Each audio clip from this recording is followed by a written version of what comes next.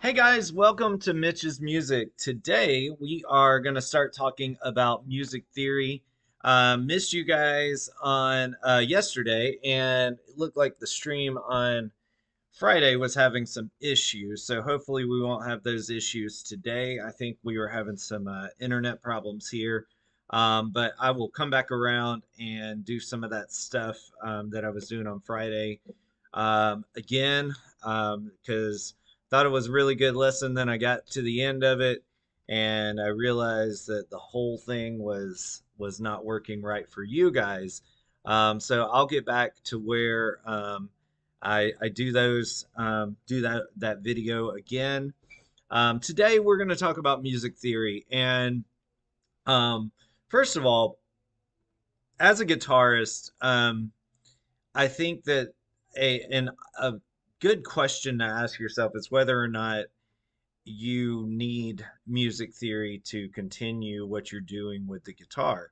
If your goal is to just read chord charts um, and just play some of your favorite songs that way, you may not even need to know very much about theory. But if you are interested in learning by ear, if you're interested in eventually reading music, writing your own songs, knowing a little bit of theory may help. And with guitar, sometimes it's not the easiest to learn theory in the order that you would learn it, say that you go to a traditional college or school, because the guitar is just laid out differently than the piano. And most of the time, theory visually works better on the piano. And so today I'm going to start talking about keys. And one of the things that you can learn from major keys, especially because that's really what we're talking about today, is major keys specifically, is what the notes are that are actually in that key. And so if you're writing a song, say you're writing a song in the key of G, it sort of lets you know your palette of notes, but that would be in that key.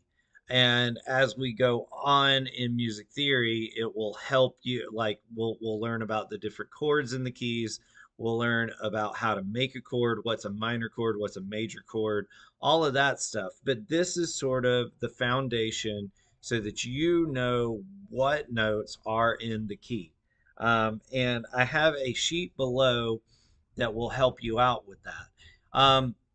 So when you're talking about major scales, the first thing you need to know is what is a major scale. A major scale is an arrangement of whole steps and half steps. And so what we're talking about when we're talking about whole steps and half steps on a guitar, you can do it on your frets. And so if I am playing an E and then I go to the first fret, that is a half step. So a half step is just a higher or lower note. So if I go from, say, this is a F to an E, I'm going to go a half step down. So half step down, half step up. A whole step is made up of two half steps. And so I have one half step here, and then I would move up again to play a whole step. So a whole step from E would be this second fret right here.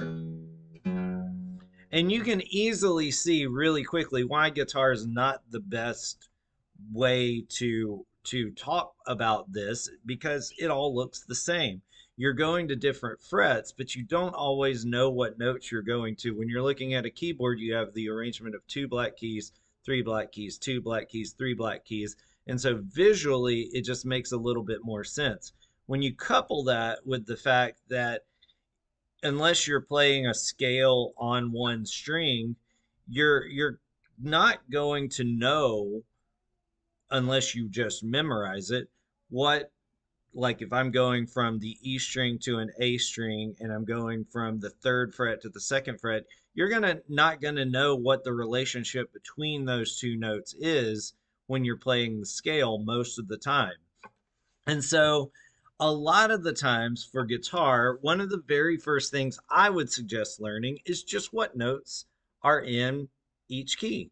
And like I said, if you're just tuning in now, there is a sheet below that you can check out to look at all of the notes in those keys. Um, and you can just turn the video off right now and skip on ahead and look at that, and that'll give you everything you need to know. But one way to kind of memorize it, because you're going to want to sort of know, you don't have to memorize. I have never looked at a group of keys and said, okay, this one has one sharp in it, this one has two, this one has three. I've never done that. But I did have a relationship where I was looking at that stuff over and over and over again. And so instead of memorization, I would just say noticing. So when you are playing something in the key of A, notice the sharps and flats in the key of A. When you're playing something in the key of F, notice the notes that you're playing in that key. And that's the first step. Or you can start looking at the chart below and just get familiar with it. So one of the easiest ways to get started with learning which sharps are in which key or which flats are in which key is the circle of fifths. And a lot of people talk about the circle of fifths all the time as this great thing. Really, all it is a way to arrange notes. So if you're looking at a piece of music, and you have the key signature at the very beginning of the piece of music, and it has the sharps or the flats for the piece of music.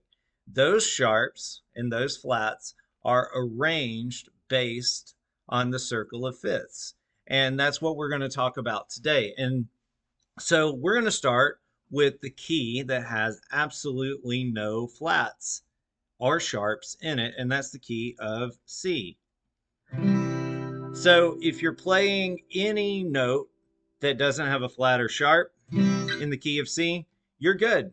So the key of C has C, D, E, F, G, A, B, C.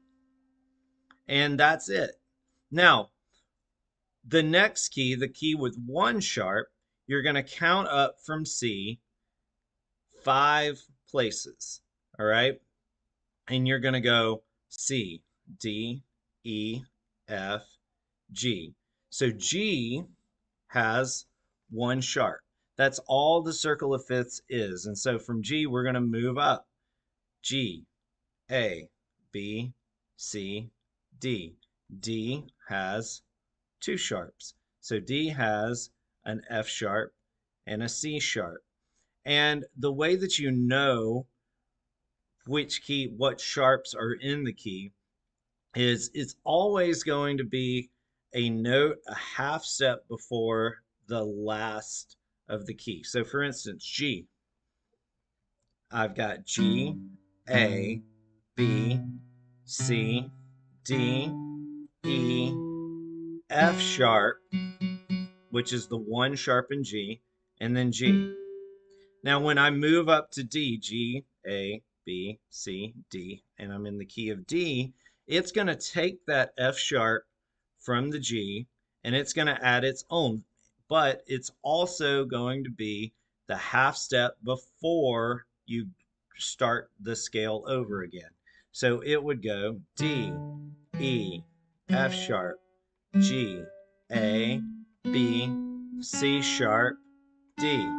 Now when I go up to D, E, F, G, A, when I go to A, it's going to have 3.